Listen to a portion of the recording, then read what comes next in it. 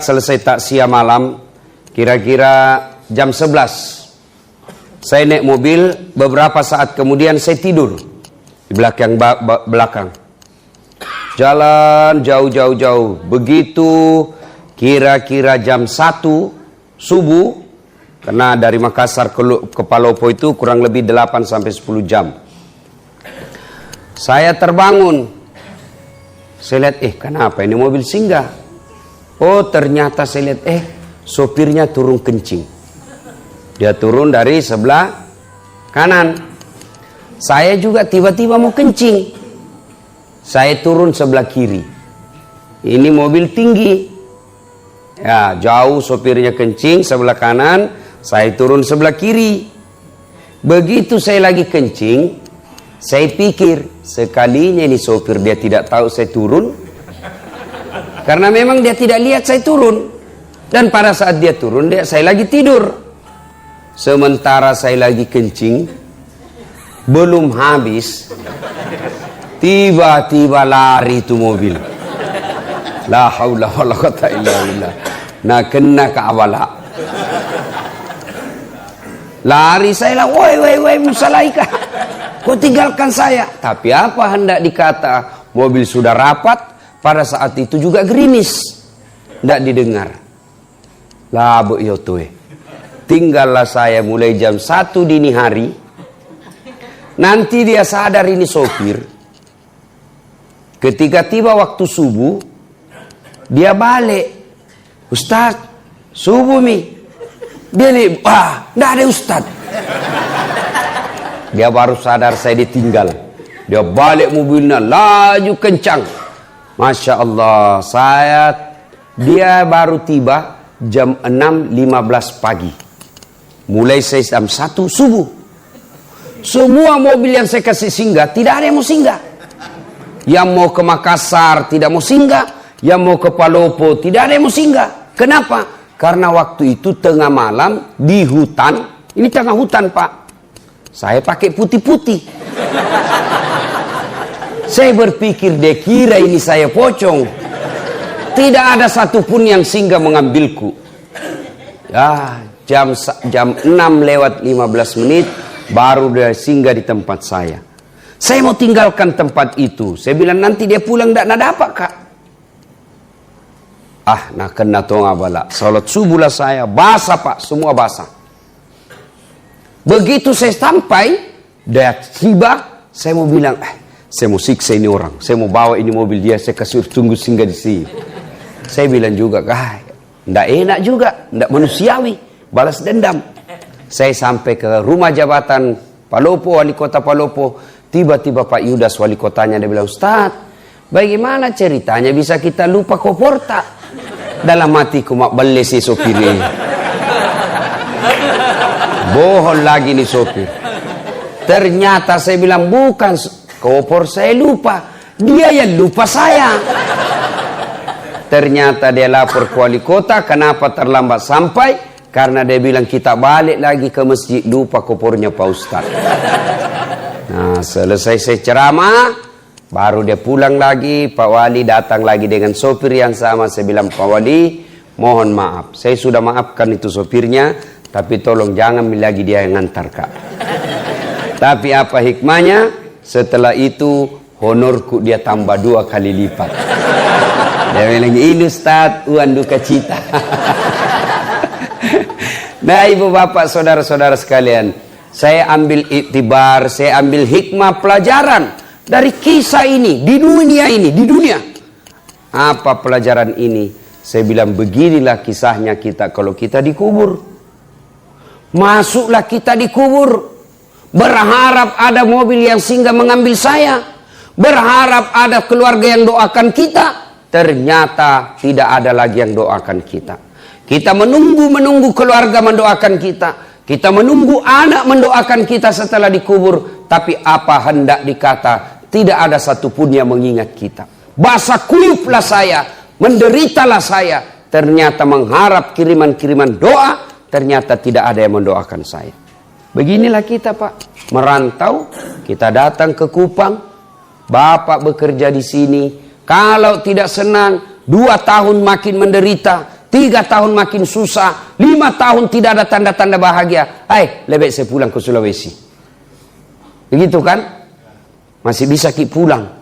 Kerja ki di sini tidak enak, bos tidak bagus, kata-katanya kasar, istrinya enak-enak bicaranya, berhenti kerja, saya balik ke Sulawesi. Iya toh? Tapi kalau bapak masih di kubur, senang tidak senang, tinggal mako di situ. Tidak bisa kau lagi balik naik ke atas. Pun kalau kau balik ke atas, maka tidak ada orang mau dekati kau. Wih, pocong-pocong, lari. Nah, ibu bapak, saudara-saudara sekalian, ini hikmah yang paling penting. Ini bapak-bapak yang sudah tua, yang di depanku sudah muka-muka sakaratil maut. Melo kilo kega bos, pasti mati kok. Berapa kali maki antar jenazah? Toh? 3 yang ngantar kita itu. Bapak coba lihat kalau ada orang meninggal, telu tuh mantar laki. 3 yang ngantar kita. 1, harta. Ini harta keluar mobil, keluar motor, keluar karpet, keluar tikar, keluar semuanya. Begitu kita masuk di kubur, apa yang temani kita? Harta kita yang paling banyak, yang paling kita temani kita apa? Kain kafan. Tidak mentang-mentang dia kaya, pakai kain sutra. Tidak mentang-mentang dia kaya, kasih tebal-tebal dia, kasih macam-macam kainnya. Tidak. Kainnya kain kafan, mulai dari yang paling kaya sampai paling miskin, sama kainnya, kain kafan. Apa minyak-minyaknya? Kapur barus. Iya toh? Tidak mentang-mentang dia kaya, pakai Bulgari, pakai Angelman. Tidak, pakai apa? Kapur barus. Lalu apa yang kita mau sombongkan di dunia ini? Meninggal, kain kita bawa. Tidak ada orang mentang-mentang dia kaya, Nabi bilang anaknya, kasih masuk tawa bapak PCD. Supaya tidak bete di kuburnya. Tidak bos. 2, yang mengantar kita masuk, menuju ke alam kubur, apa?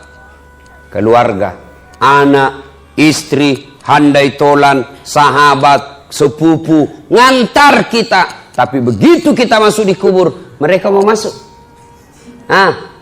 Mana mau itu waktu tak nagoda ibu. Adindaku sayang, kemanapun kau pergi, aku akan mengikutimu. Gunung kan kudaki, lautan ku seberangi, masjid kau lewati. Iya toh, ibu-ibu, begitu meninggal ibu, mau kira-kira suami tak masuk di dalam? Mau kira-kira? Jangankan masuk, kakinya saja tinggal 1 meter, ndak mau. Meninggal ibu, mata kanannya menangis, mata kirinya yang mana gantinya? Coba ada temanku pergi haji, meninggal mendadak istrinya, masih muda, meninggal mendadak istrinya, bengkak matanya. Dia bilang, Ustaz, rasanya ndak bisa melanjutkan hidupku ini, separuh jiwaku hilang Ustaz. Saya bilang hebat juga ini bapak ini. Barusannya aku dapat laki-laki sampai bengkak betisnya, bengkak matanya. Ternyata beberapa bulan berlalu, saya lihat dia jalan sama perempuan jogging, muda, putih, cantik. Saya tanya, Haji, siapa itu? Nah bilang, yang baru Ustaz.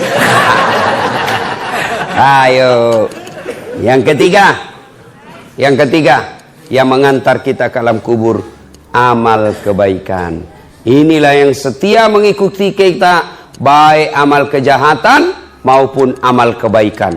Kalau selama kita hidup, selalu banyak amal-amalnya, amal-amal ini yang menemani kita. Kalau kita tidak bagus amalnya, amal-amal ini yang menyiksa kita. Nah ibu bapak, saudara-saudara sekalian, begitu bapak masuk ke kubur, seluruh pengantar sudah kembali. Bahkan Nabi jelaskan, langkah kaki orang terakhir yang mengantar jenazah masih didengar, datang malaikat. Maka yang pertama ditanya bukan puasa, yang pertama ditanya bukan haji, yang pertama ditanya bukan zakat, yang pertama ditanya sholat. Kembali Maka datanglah malaikat. Tanya, "Marrabbuka?" Siapa Tuhanmu? Langsung dia bilang ini orang, tunggu dulu, orang baru datang.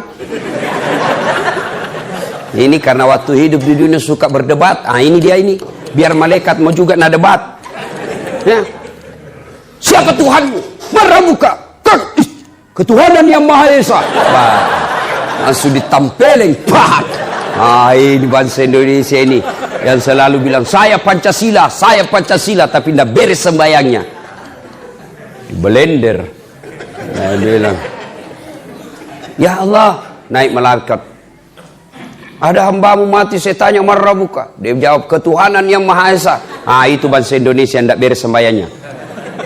Ini kalau baik solatnya, datang malaikat. Orang bagus solatnya, 5 waktunya terpelihara, ada solatnya di masjid, datang ditanya, marrabbuka? Siapa Tuhanmu? Solat berkata, mundur kau. Waktu kau hidup kau rajin pelihara solatmu, sekarang saya yang pelihara kamu. Kata solat, mundur kau, saya yang pelihara. Marrabbuka? Siapa Tuhanmu? Solat kita menjawab, Allahu Akbar. Bila malaikat, tahu aja jagonya. Barusan ku dapat. Man nabiyuka? Siapa nabimu? Dia jawab lagi, asyhadu alla ilaha illallah wa asyhadu anna Muhammadar Rasulullah. Malaikat mungkar tambahi, tahu anak KKSS ini. Akhirnya malaikat naik melapor kepada Allah. Ya Allah, ada hambamu mati, saya tanya marrabbuka? Dia jawab, Allahu Akbar. Allah berfirman, itu orang baik solatnya. Tidurkan dia seperti nikmatnya tidur pengantin baru untuk menunggu hari kiamat. Kalau baik solat. Nah, ada orang juga cerita Pak, penjual gogos. Tahu juga gogos toh? Pulang takziah, dia cerita tentang kematian, takut dia. Dia bilang sama istrinya, Bu, besok-besok kalau saya meninggal, jangan kau bungkus kain kafan. Nah, banyak pertanyaan bedek. Jadi bagaimana Pak? Bungkus daun pisang. Supaya dikira Kak Gogos. Nggak ditanya-tanya, Mak. Oke, meninggal, dibungkus betul kain pisang. Begitu ditanam kembali sama pengantar, datang malaikat. Kenapa ada Gogos ini? Kenapa ada Gogos? Bakar! Nggak ditanya, langsung dibakar. Ibu bapak saudara-saudara sekalian. Nah, berikutnya, kalau masuk kita sudah dikubur, sepertilah saya tadi, menunggu orang yang singgah mengambil saya, ternyata tidak ada. Nah, ketika kita masuk di dalam kubur, kata Nabi, 3 saja. Apabila anak cucu Adam sudah masuk ke alam kubur, tidak ada yang bisa menolongnya, kecuali 3. 1, apa itu? Anak yang soleh dan soleha. Ibu bapak meninggal, siapa doakan kita? Anak. Biar ada anak 7, biar anak-anak 9, tapi kalau tidak bagus agamanya, tidak doakan kita. Paling dia ke kubur sekali setahun. Kapan? Lebaran. Itu pun datang di selfie. Pegang batu nisannya, nasiram, baru bilang sama kakaknya, foto dulu samping. Baru update status, goodbye my father. Nah itu mi anak tak kalau terlalu pintar dah ada agamanya. Ya, anak yang soleh dan soleha, yang doakan kita masuk di alam kubur. Allahumma ghafirli wali walidayya warhamhuma kama rabbayani shaghira. Kalau baik agamanya. Kalau tidak baik agamanya, siapa nak suruh doa? Pak Doja. Baik kalau Pak Doja tahu bahasa Arab. Kalau tidak tahu bahasa Arab, setengah mati bilang amin. Dia pikir mamaknya nak doakan, padahal mamaknya Pak Doja nak doakan. Apa Nabi? Allahumma ghafirli. Nabi bilang Pak Doja, Allahumma ghafirli. Nabi bilang di bapak, amin. Wali walidayya, amin. Warhamhuma kama rabbayani shaghira, amin. Nak kira mamaknya didoakan, padahal mamaknya Pak Doja. Apa artinya itu tadi? Ya Allah ampuni dosaku. Nabi bilang ini bapak di belakang, amin. Siapa ku? Dosanya Pak Doja. Wali walidayya, kedua orang tuaku. Nabi lagi di bapak, amin. Ibu bapaknya Pak Doja. Sudah dikasih pisang sama uang, disuruh doakan mamaknya ada doakan. Nah, bapak saudara-saudara sekalian, Jadi yang paling habis waktu. Nah, 2 menit lagi. Yang kedua yang bisa menyelamatkan kita setelah anak yang soleh dan soleha, yang kedua adalah amal jariah. Amal jariah. Ya, amal jariah itu berupa apa? 1, pembangunan yang bermanfaat. Bangun masjid, bangun sekolah, bangun jembatan, tanah dijadikan jalanan umum, rumah dijadikan tahfiz Quran, rumah dijadikan rumah imam. Itu amal jariah.